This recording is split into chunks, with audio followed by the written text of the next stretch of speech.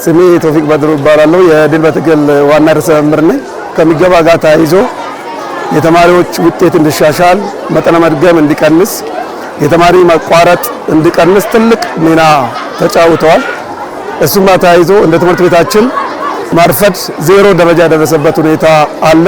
የተማሪ ውጤት ስናይ 2016 ላይ የነበረው የ6ኛ ክፍል ሚኒስትሪ 95 ነጥብ የነበረና 2017 ላይ ወደ 100% ያሳደግንበት አንድ ትልቁ ማሳያ።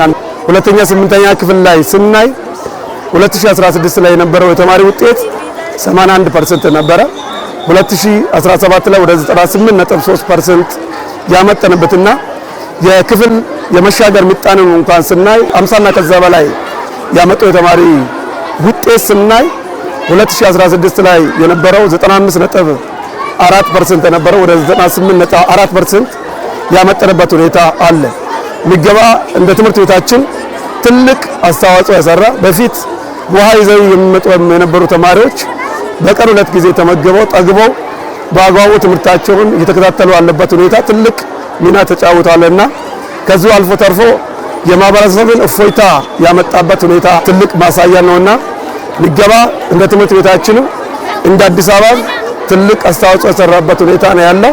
አሁን ባለፈው ዓመት በመሸኛ ከሄዱ ተማሪዎች ውጪ ያለምንም አይነት ምክንያት ያቋረጠ ተማሪ አልነበረም። ይሄ አንዱ ትልቁ ማሳያ የምገባ ስርዓት መኖሩ ነው።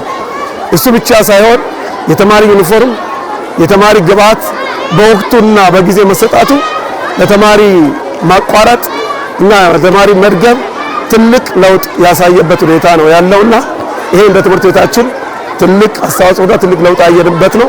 ከዚህ ጋር ተያይዘው ትምህርት ቢሮ የምገባ ኤጀንሲና የከተማችን ክብር ከንቲባ በጣም በትምህርት ቤት ስም ማመስገን ፈልጋለሁ። ስሜ ምስክር ፍሬ ይባላል።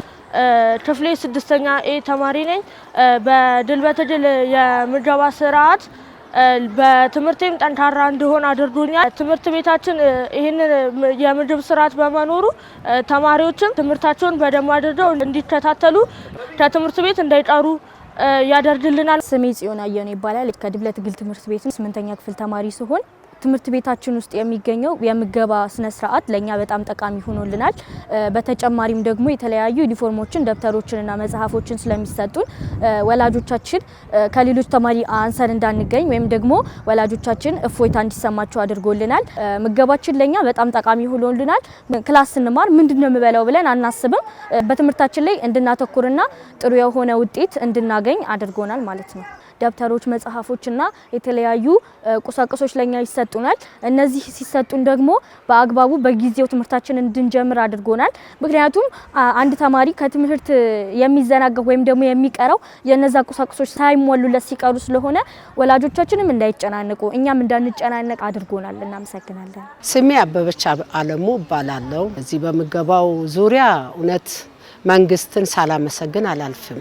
መጀመሪያ እኛ እናቶች ስራ ተፈጥሮልናል። ከጓዳ ወጥተናል። ሰርተን ውለን የምንገባው እግዚአብሔር ይመስገን። ልጆቹ ደግሞ አግኝቶ ቁርስ በልተው ሳይበሉ የሚመጡት ምሳ ማያገኙ ልጆች አሉ።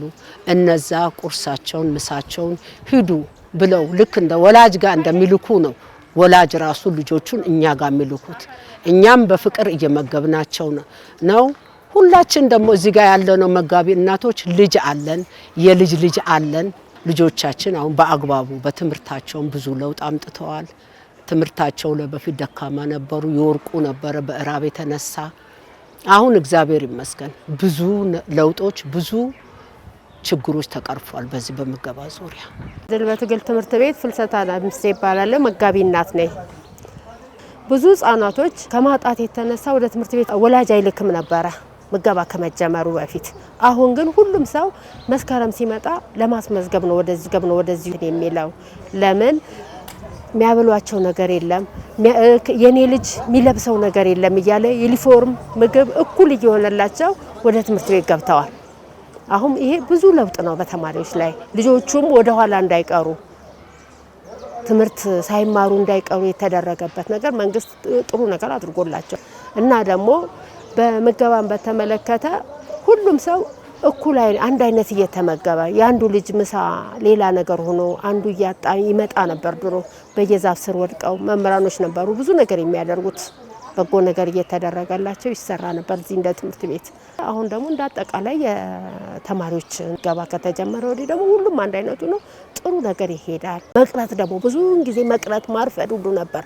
አሁን ቁርስ በጠዋት ለመብላት ወደ ትምህርት ቤት አሁን ይሄ ነገር ተቀርፏል። እናቶችም ደግሞ ስራ እንዲሰሩ ተደርጓል። እንደ እናት የእናትነት ባህሪ እያሳዩ ልጆቹ እናት አለን ብለው ነው ወደ ትምህርት ቤት እንጂ መጋቢና አሁን መንገድ ላይ ለራሱ ሲያዩን ተማሪዎች መጋቢ እናቶችን እናታችን ነው የሚሉት። እንደ እናት ነው እኛንም የሚያዩት። የእናትነት ፍቅርም አለ።